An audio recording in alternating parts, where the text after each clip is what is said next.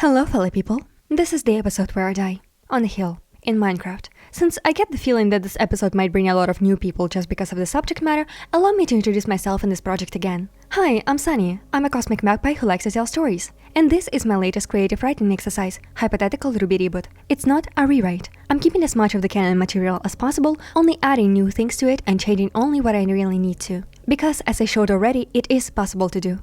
In the latest HRR episode, we finally introduced Sun, which means now we can dive into the whole mess with him, Yanni and Blake, and the shipping and the dangers of catering to the insatiable audience. I will be extra petty and mean today, so if you don't like me calling out parts of the fandom, this is your chance to leave. Also, I think this might be one and only time I'll start sounding like a rooter for a bit, because this topic genuinely makes my head hurt and hands itch to fix it. Almost threw up just saying that. So yeah, I'm very passionate about this because it could have been done better, but it wasn't. I also don't have any stake in the game, I don't really give a shit about either of the ships involved. But I do give a shit about the things we do get being written properly and with care the characters and the stories deserve. Some of you might be going, Sunny, aren't you scared that the bee shippers will come after you again? No, not at all. Because, honey bun, I was in MLP, Steven Universe, Voltron, Starbursts, Undertale, and Miraculous fandoms all around the same time. I'm not scared of anything. Once again, I have to repeat myself to not get shanked before I can even make my arguments. I do like the potential of Bumblebee, I like the dynamic, it's just up my alley. What I don't like is how it got shoehorned into the story without proper setup and development to appease the raging fanbase and avoid the Voltron effect, and then everyone pretended that it was always supposed to be like this. Like this, as in lacking any kind of cohesion and subtlety? Okay, first let me explain the term I've been using that I came up with, Voltron effect. When it's easier and safer to insert a popular ship into the project despite it being contradictory to the established story and characterization or lacking proper romantic development between the characters involved, to save yourself, your crew, and your project from rabid toxic fanbase of the ship in question that would stalk, harass, leak information, spread misinformation, and make your life a living hell if their ship isn't made canon, preferably yesterday. Ooh, I can already hear the angry typing, yes, daddy, yes. The term I made up comes from the infamous for all the bad reasons Voltron the Legendary Defender fandom, and specifically the shipping war drama that actually happened there. Yes, shippers harassing people, including the voice actors' families for some reason, sneaking pictures of an exclusive studio tour despite it being forbidden, then threatening to leak the next season materials if a specific ship isn't made canon, and then actually following through on it, giving one of the voice actors a cupcake with glass shards in it, and stalking them to the point that they refused to attend conventions out of fear for their safety. And in the end, one of the ships was made canon, but it was so poorly done, rushed, and pointless that literally nobody liked the ending.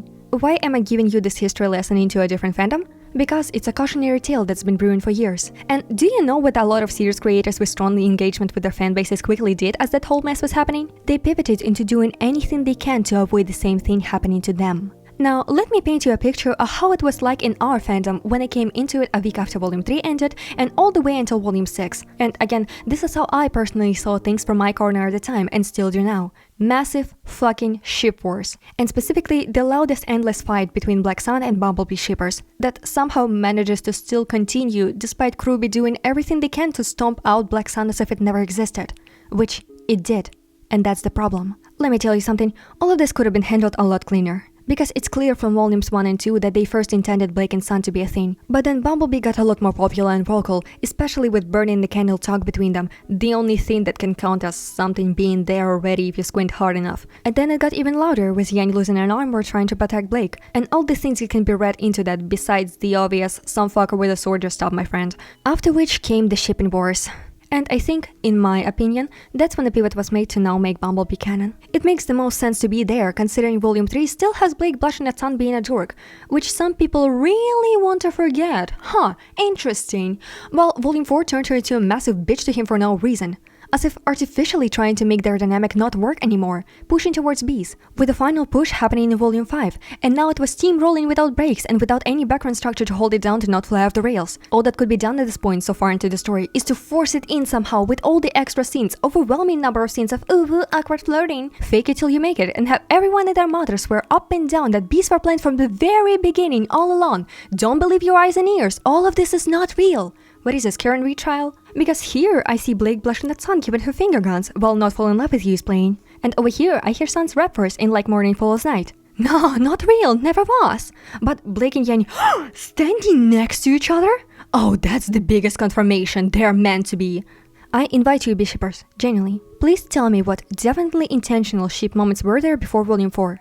Besides burning the candle and get away from her, because I, with untainted eyes, can't see any. I ask you because I legit had several B shippers come onto me before with what Black Sun moments, as if what I described above was just a figment of my imagination. Like, genuinely, am I on glue or are people willfully blocking out those events from their memory? I know for a fact some are intentionally twisting Sun into some kinda Adam-level stalker to justify hating his existence. You know who you are!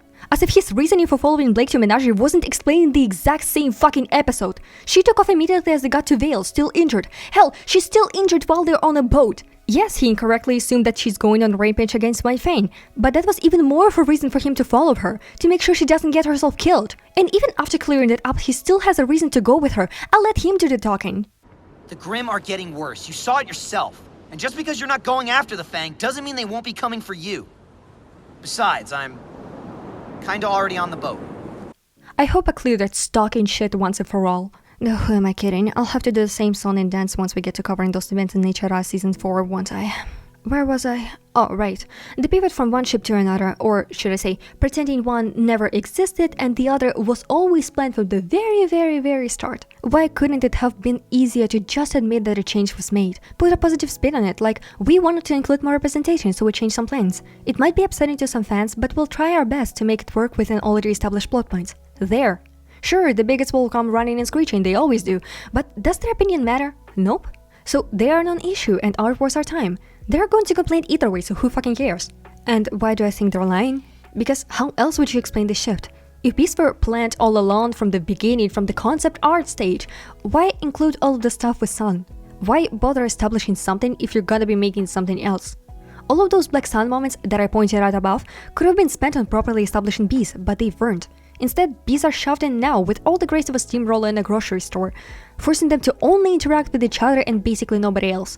The only people they had a meaningful conversation with in the last 3 volumes are Ren and Nora, which, oh boy, let's talk about that! Because it's so funny and ass backwards how on Renora's side we have a genuinely sweet and mature conversation about losing yourself in a relationship and only defining yourself as a part of it, wanting to hold off until they find themselves. And then the exact same episodes are the ones with Blake and Yen fall into the exact issues that were just pointed out and called out as unhealthy. Because just look at them! Look at what they became in the last 3 volumes! They're not 2 separate people anymore. They're an amalgam called bees now. Have been for a very long time. They're never apart, they barely interact with other characters, and when they are for plot reasons, it's still all about each other. Let us not forget the "yeah, Ruby" line. Speaking of... Oh, I know from experience that I'm gonna get mauled extra hard for this, but fuck it, I'll say the line anyway. Hey, remember when Yen and Ruby were sisters? As in actually hanging out and interacting? They had one singular bonding moment in Volume 8 and that's it. Which is very fun considering what happens later. Yen falls into the void after admittedly protecting Ruby? Nope, it's Blake who's yelling in peace and crying her eyes out. You see, Ruby is too busy fighting Neo to react in a meaningful way, even though Blake and Weiss are too busy fighting Cinder. But they still manage to get in the moment of Blake going feral mode for all the Tumblr girlies to freak out about. Priorities. Ruby is very clearly depressed and isn't acting like herself at all, which someone who, I don't know, literally raised her would at least notice and not push aside considering the built-in pressure that has been established and even, oh my gods, discussed in that one good scene they had. Nope, Yen asked her once and took her non-word for it. That's good enough, gotta throw in random tone to flirting instead. And I hear you angry typing, but Yen isn't supposed to babysit Ruby her entire life. Doesn't she deserve to have her own? Firstly, way ahead of ya, I already addressed it in HRI episode 13. And second, they had a whole ass time skip in Atlas that this could have been put in. Plenty of open time for bees to start dating there, without Salem looming over the entire time, without Ruby breaking down in front of them, which I would think would be more important for them both, as a sister and as a friend. And if not, 2 things can be happening at once, you know. Bees can be working towards getting together, yes, while also seeing that their friend is very much unwell and addressing it, instead of sweeping it under the rug after a non-answer like everything's fine until it gets not fine. I don't have an issue with trying to fit in both those storylines into the same volume, it's the priorities and focus. Did you know that there's a deleted scene of bees flirting while in a tree? You know, minutes after Ruby just drank tea right in front of them? Which was such a subtle parallel to certain actions that YouTube won't allow me to say, that some people legit felt sick from how real it felt. And that's us, we're viewers with meta-knowledge, we know the main character isn't gonna die. Imagine how it was with the characters in-universe, without that knowledge, and with still working assumption that the tree is death, or at the very least, that Ruby won't be the same person if she ever comes out of it. Which, yeah, the final cut did address, thank higher beings, and thank them even more that it was Yen specifically worrying about that. That's good, that's a good decision. But the fact that this deleted scene still existed and that someone thought it was a good idea in the first place really shows where the priorities were. Yes, Yang, protect your Neko waifu from your clearly unwell sister having a mental breakdown because yeah, she's definitely gonna attack Blake. That's what you're gonna be worried about right now. And oh boy, did that shit work. Oh, how the fans ate it up. Because that gonna protect moment is the only thing B-shippers talked about, even during the scene itself in their reactions, where the focus was supposed to be on Ruby finally snapping after bottling up things the entire show, and more notably, her entire life. For both the audience and the characters, that should have been the priority. And clearly the writers noticed the criticism because of the whole Boba bonus short. Wow, so we can give focus to things that actually matter too, huh? Now please, for the love of all things bright and beautiful, add that shit into volume 10 too, as much as possible. Though, who am I kidding? Hey guys, let's make a bet. If volume 10 features a cringy scene of Beast coming out as a couple and Sun being all awkward and stumbling over his words trying to process that, you comment on whatever platform it will be hosted on. Sunny-san Sins is a prophet and genius. By cringy and awkward, I mean like that weird first interaction Sun had with Blake's parents, that kind of thing. If my prediction is wrong and we actually get a normal congrats without any of that weird bullshit, I will draw 5 fully rendered bumblebee ship arts. Well, that's just my take, and if I haven't pissed off enough people with it, if I run out of footage because of my rants, I'm gonna draw my ultimate good ending for this entire messy situation. Solar Eclipse Throuple. Blake has 2 hands, they're both so type, I can very much see Yen and Sun hitting it off too, easy. We make them a throuple, everyone's happy. Okay, now that the big chunk of people rage quit, and I let out my frustration with this plotline once and for all, time to think of how we can actually make this mess not a mess. The first and easiest solution would have been a simple and very real thing that happens all the time, falling out of love or having multiple crushes at the same time. Honestly, this would have made Blake's character more interesting. She already likes books and reads a bunch of romance novels and smut, so adding to it a new trait of her being very quick to fall for people would have added that interest piece. Her life basically from the start was in constant chaos due to being a fauness and the daughter of the White Fang leader, always at the front of rallies and protests, always on the move, so as a form of escapism, she went deep into novels, imagining herself like this, wanting that fairy tale romance she's been reading about, with her ideal type slowly forming, someone outspoken, someone not afraid to fight for what's right, which led her to Adam. Again, quick to fall for people, and then very hard to get away from when that impulsive feeling turns out to be wrong. And this can be a meta commentary of how very often books marketed as romance novels feature extremely toxic and abusive relationships, and the dangers of young people reading shit like that and thinking that's what romance is supposed to look like. Then, learning from her experiences, Blake's ideal fairy tale type would adjust itself. Now, it's not only those previous qualities, but also someone kind and bright and warm. And it just so happens that she met whole 2 people who fit that criteria. Now you can continue this mind experiment in whatever direction. Either she fell for both of them, or first Sun fell out of love with him and found a strong connection with Yang after that. I don't really care, I can write something for either case. I'll give you a whole fanfic if you want, you'll just have to pay me. It would have been a mature approach. It happens all the time, and it's nobody's fault. Interests change, some people just feel better as friends instead of lovers, so they take a step back with no hurt feelings and a good friendship kept. But because a big chunk, not all, but a lot of shippers in this fandom are mentally 12 and can't comprehend such complicated topics and character dynamics, I am making the executive decision for my hypothetical reboot to remove the Black Sun ship moments in their entirety. I know, it sucks. It waters down the dynamics, but it also doesn't change much in the long run if you think about it. Sun's earnest and bright personality helps us see this entire subplot as either romantic or just friendly, so it still works. Blake and Sun can still be friends. Sun is still going after her to make sure she doesn't get herself killed, because that's what friends do. He still follows her thinking she's going on a revenge against White Fang because he's a ride-or-die body and will impulsively support any idea you have while covering your back. And he still pals her with the whole menagerie plot because this is a good and important thing to do, then leaving her with her team and going with his to Vakio. The story doesn't change, the character dynamics don't change, the personalities of the characters don't change. It just gets a bit simpler and less ship for triggering. And in turn, instead of those ship moments we removed or recontextualize, I'll give the time to Bees to actually have something more than I'll save you a dance, and that's it. More casual moments, more fun awkwardness, more personal interactions in general. I already stated out a bunch of those around the Hypothetical Season 1. Every other episode has at least something with them.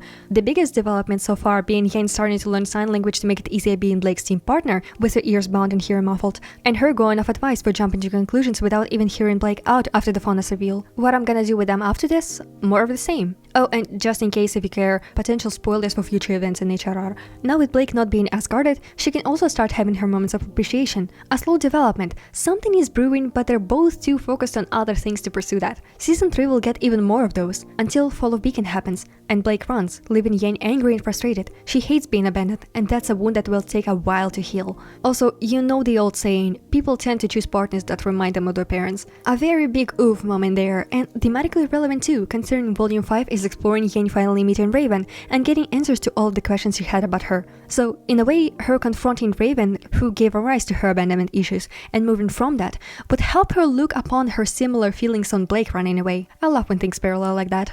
After the reunion, Season 6 will focus mostly on Blake trying to make amends, and Yen's still not sure if she's ready to let her back in fully yet, especially now with what we just said, the other person who abandoned her, Raven, turning out not to be the greatest.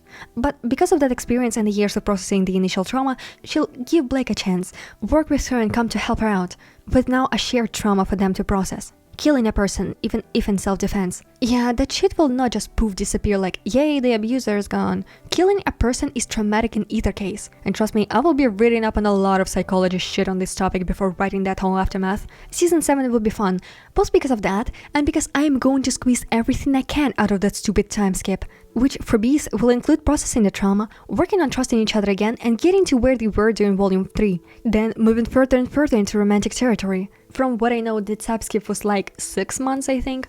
More than enough time for their relationship to heal and grow to the point that they will finally confess. Yes, during Volume 7, not any more time skip. It doesn't change anything going forward. They'll still annoy Vice with how all over each other they are. They'll still make Nora huffy about her relationship with Rant, with slightly adjusted arguments of course, and they will still have that moment of insecurity in their very new relationship during Volume 8 events. And don't worry, I will keep the bridge scene, but in a different way, in broad strokes, moving it to the Hypothetical Season 7 to their confession there. Everything you love about it will still be there, only not as on the nose with the metaphor. I already have the scene planned out in advance. And with that dealt with, Volume 9 events will be able to go on without that subplot. They're already together, they can be focused on the big picture now, with the bigger focus of the story going to RWBY, who's finally not able to stay out as a support for everyone else anymore, watching them being also happy while her world is silently burning down around her. So that's my promised rant, and the plan of what I'm going to be doing with this mess. And I'm pretty sure you're already typed out everything you wanted, so I don't have to come up with question prompts. I'm tired.